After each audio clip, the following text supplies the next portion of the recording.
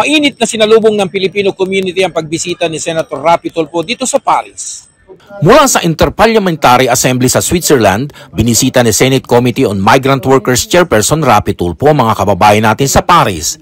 Sinalubong siya ni Philippine Ambassador to France Eduardo Jose de Vega at Consul General Noemi Diaz.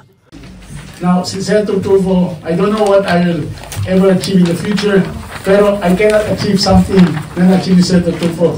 Siya lang ang one of the few people na yung pangalan niya naging salita na, itutulfo kita.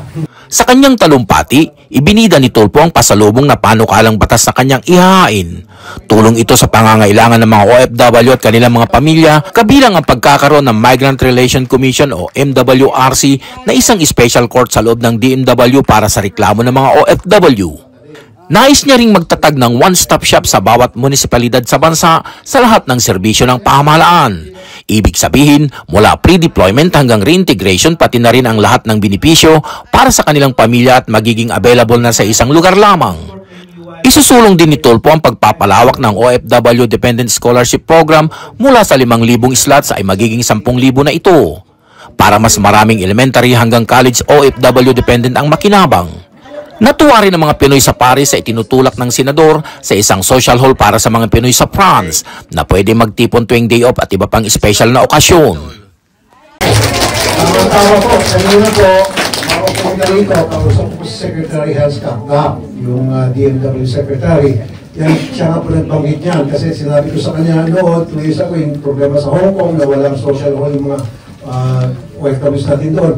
Sabi niya, nagawan na niya ng paraan. Tulad yung OFW Lounge, ako po ang nagpa-umpisa dyan. Ako po nakaisip niya kasi minsan pumunta ako sa airport. Sabi ko, marami mga lounge dito, mga VIP, kung sino-sino po siya pilato.